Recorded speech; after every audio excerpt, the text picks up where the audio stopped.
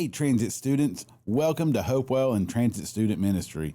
We are excited that you're in D groups today, and here are a few things happening this week around transit. We will not have any midweek activities this week because it is Thanksgiving, and we hope you and your family and friends have a wonderful time together.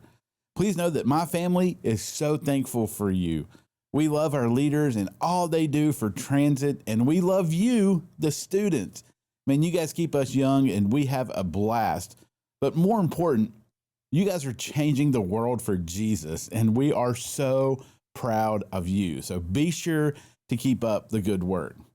And don't forget about signing up for Operation Christmas Child on Friday, December the 5th. We get to go to the OCC Processing Center and help make sure that the boxes are ready to go to their destinations. It's really a fun evening, but you have to be 13 in order to attend. Okay, so we've been tackling some tough issues in our culture through our Foundations study. So let me tell you a story that I will never forget. A few years ago, I was driving through our local city when I saw a man sitting at our local Zaxby's holding a cardboard sign, and it said, "Lost my job, hungry, anything helps." Now, I wish that I could tell you that I immediately pulled over and helped him. Honestly, my first thought that I had was, I don't have time. And that's when it started to hit me. Why was I more concerned with my schedule than someone made in God's image? That moment made me ask, what does it really mean to care for people the way that God cares for people, especially when it comes to money and wealth and justice? So to answer that, we've got to zoom out for a second. When the world talks about money, it usually starts talking about status, success, or comparison. Who has more? Who's winning? Who's better off? But the Bible starts somewhere completely different.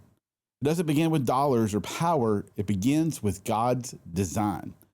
And that's our first question we come to is, where did we come from? And you know, Genesis 1:27 says God created mankind in his own image. And that means every single person, whether they're rich or poor or famous or forgotten, they all carry the image of God. You have value because God made you. Your classmate who gets on your nerves, also made in God's image. And that person struggling on the street, same image of God. God gave humans creativity and the ability to work and build and care for the world, not to just get rich for ourselves, but to reflect him. When you think about it that way, how we treat people, especially those who have less than us, says a lot about how we see God. So if God made us in his image, that leads us to the next question. Why are we here? If God designed the world, what's our role in it? Because the truth is, money and possessions aren't bad, but they do reveal what's in our hearts. So let's talk about that. Question number 2, why are we here?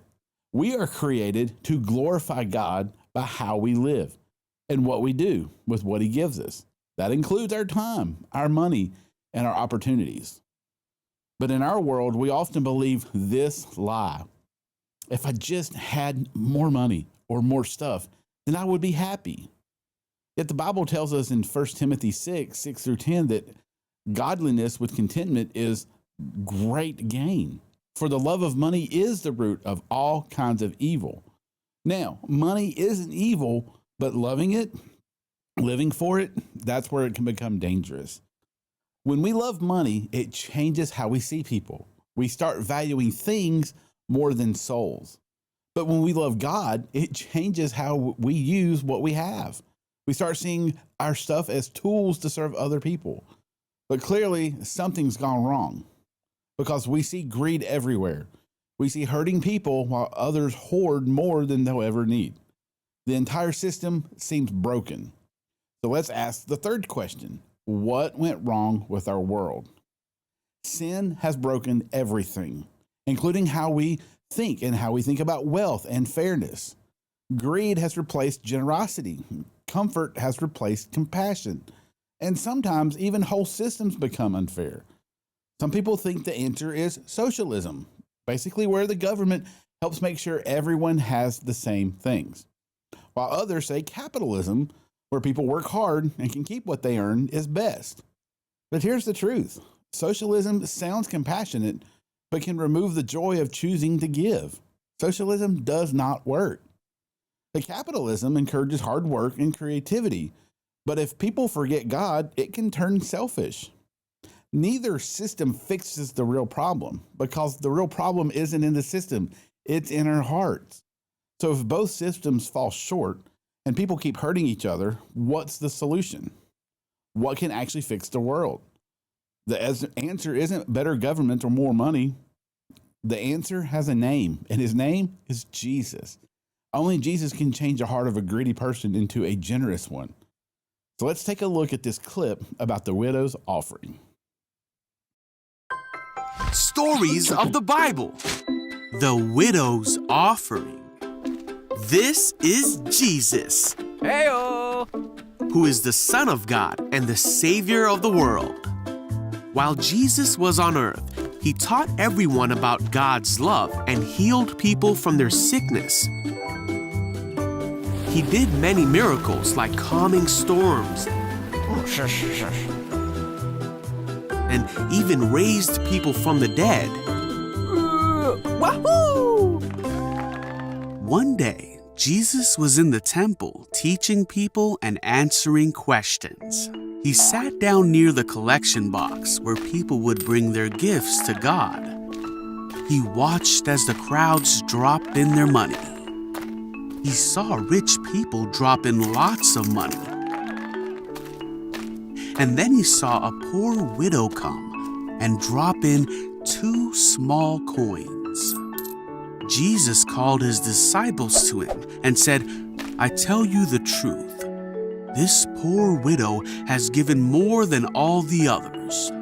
Really? He said this was because the rich people gave a small part of the great amount they had. But the widow was very poor, and she gave everything she had to live on.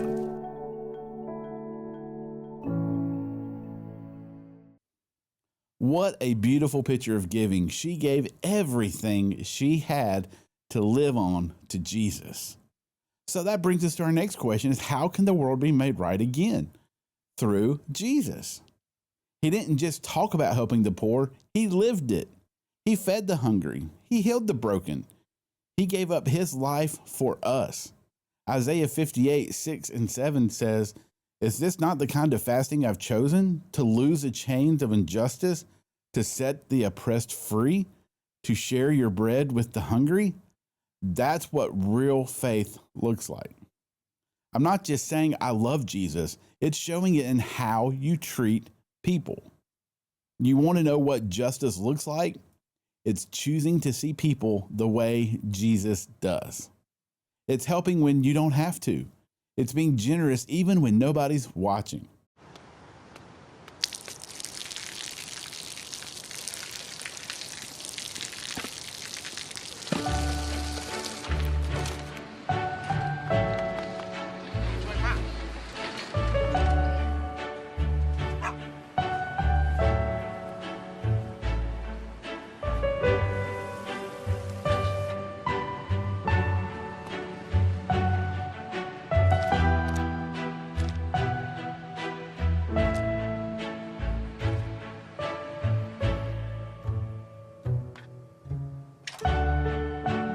เขาจะได้อะไรถ้าเขาทำแบบนี้ทุกวัน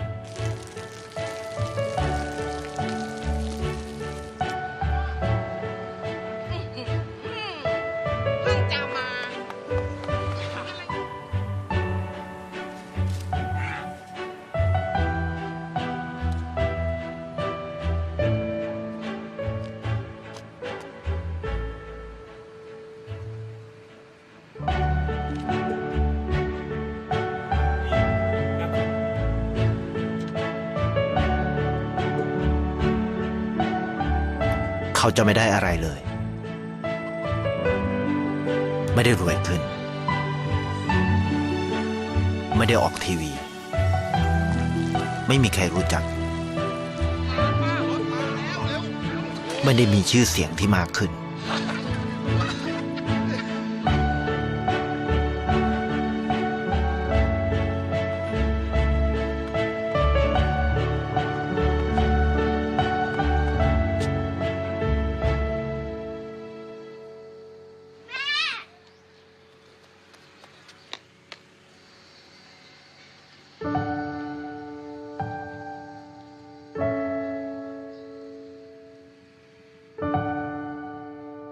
เพราะสิ่งที่เขาได้ คือได้แค่ความรู้สึก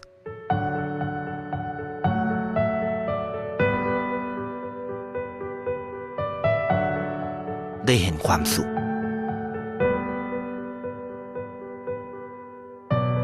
ได้เข้าใจ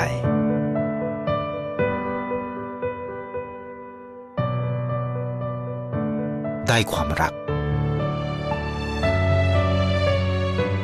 ได้ในสิ่งที่เงินซื้อไม่ได้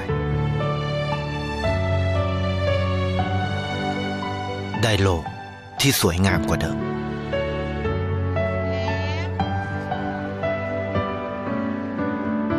ในชีวิตคุณ อะไรคือสิ่งที่คุณต้องการมากที่สุด ไทยประกันชีวิตเชื่อในความดี